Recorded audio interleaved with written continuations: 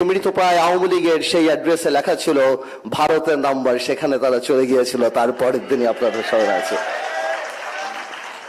আওয়ামী লীগের কথা মনে রাখতে হবে। জামাত ইসলামী অন্যদের কথা বলতে বলতে আমরা জানি আসল ভিলেনের কথা ভুলে না যাই, যারা বাংলাদেশের সিস্টেমকে করাপ্টেড করেছে, যারা 17 বছর আমাদের ঘুমাতে দেয় নাই, যাদের অত্যাচারে এই জুলাই এসেছে। জুলাই নিয়ে আমি একটা কথা বলবো। আমরা অনেকেই বলেছি জুলাই যোদ্ধা, জুলাই যোদ্ধা। আমি আসলে পার্লামেন্টে এই নিয়ে অনেক কথা বলেছি, আপনারা দেখেছেন। বলে আমি এতটুকু বলি, ওনারা তো জুলাই বিক্রি করতে হবে, বিকজ জুলাই ছাড়া আমরা এখানে যারা বসা আমাদের সবার পরিচয় আছে, কিন্তু জুলাই ছাড়া তো তাদের কোনো পরিচয় নাই। জুলাই আমরা এখানে 17 বছর আমরা এখানে যারা বসে আমাদের কোনো না কোনো রাজনৈতিক পরিচয় আছে, কিন্তু জুলাই ছাড়া তো তাদের কোনো কেউ নাই। জুলাই ছাড়া তো তাদের কিছু চিনে না তাদের বাংলাদেশে। জুলাই বিক্রি করেই তো যাদের একটা কমিশনার একটা মেম্বার হওয়ার যোগ্যতা ছিল না, তারা ওই উপদেষ্টা হয়েছিল সেখানে। সুতরাং জুলাই তো রাখতেই হবে। আমরা বলি না যে ক্রিকেট খেলার এক উদাহরণ বলে দিল। আমি তো পার্লামেন্টে বলেছিলাম যে 6 বলে হয়তো 12 রান তারা করেছে, কিন্তু বাকি 300 রান তো আমরা করেছি। তো সুতরাং জুলাই ব্যাপারটা তারা বিক্রি করবে, তারা বিক্রি করে এই আন্দোলনকেই ছোট করবে। যেমন প্রত্যেকটা বক্তা বলে গেলেন যে 17 বছরের আন্দোলন এটা, 17 বছরের আকাঙ্ক্ষা এটা, 17 বছরের আওয়ামী লীগের যে অত্যাচার, সেই অভিশাপ, সেই লক্ষ মায়ের কান্না, সেটা সে রক্ত, সেই সবকিছু, এটা আসলে 1 মিনিটে বক্তব্য দিয়ে শেষ করা সম্ভব না। দ্বিতীয় কথা আসে জামাত ইসলামী নিয়ে।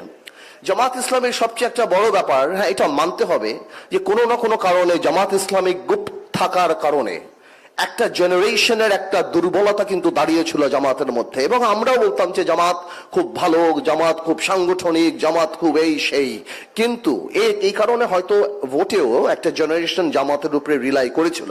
কিন্তু আজকে এই 6 মাসে যারা জামাত বা এনসিপির উপরে রিলাই করেছিল, তাদের হৃদয় ভেঙে চুরমার হয়ে গেছে।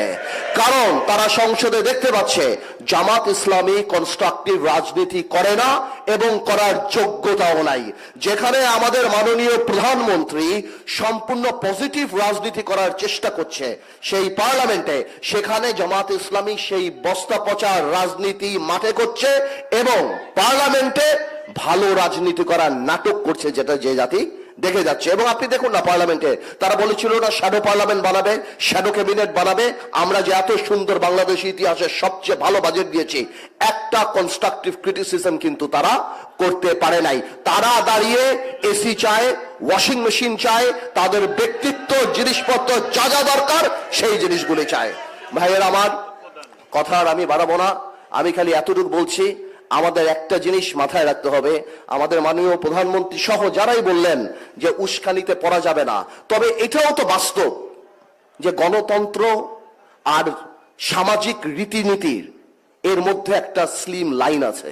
এবং যেখানেই সামাজিক রীতিনীতি, স্পেশালি ঢাকাতে যে টলারেন্স লেভেল মানুষের, এই ইঞ্জিনিয়ারিং ইনস্টিটিউটে যে টলারেন্স লেভেল মানুষের, আমার ভোলাতে, আমার গ্রামে বা বগুড়ায় না, বগুড়াতে আপনাকে অবমান করে ফিরে আসা অনেক কঠিন ব্যাপার মাননীয় প্রধানমন্ত্রী।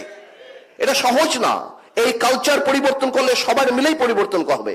আজকে তারা যে কালচারে চলে যাচ্ছে, এটাতে আমাদের সামাজিক অ্যাওয়ারনেস বাড়াতে হবে, যাতে রাজনীতিতে এই কালচার থেকে তারা ফেরত চলে আসে। কারণ বাংলাদেশে এই গালিগালাজের কালচার আমরা রাজনীতিতে আগে কোনোদিন দেখি নাই। আমি আপনাদের সবাইকে ধন্যবাদ জানাচ্ছি এবং শুভেচ্ছা জানাচ্ছি যে এই গণতন্ত্র অর্জন আমাদের সবারই অর্জন, আমরা সবাইকে নিয়ে করতে চাই এবং এটা বিক্রি করে আমরা আগামীতে চলতে চাই না। বরং আমার এক ভাই যে বলে গেল, এই আকাঙ্ক্ষাকে আমরা জীবিত রাখতে চাই এবং আমরা প্রমাণ করতে চাই যে এই শহীদ রাষ্ট্রপতি জিয়াউর রহমানের পাশে থেকে বাংলাদেশ ঠকেনি, আমার দেশনেত্রী খালেদা জিয়ার পাশে থেকে বাংলাদেশ ঠকেনি, আমার প্রধানমন্ত্রী তারেক রহমানের পাশে থেকেও বাংলাদেশের জনগণ ইনশাল্লাহ বাংলাদেশ করবে না। সবাইকে ধন্যবাদ।